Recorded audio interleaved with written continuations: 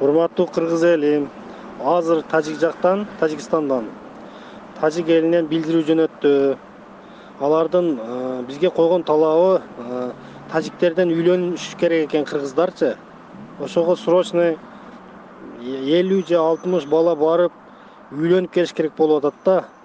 Алар тойлорун дагы өткөзүп беребиз деп атат. Бардын өзүбүз көтөрөбүз деп атат.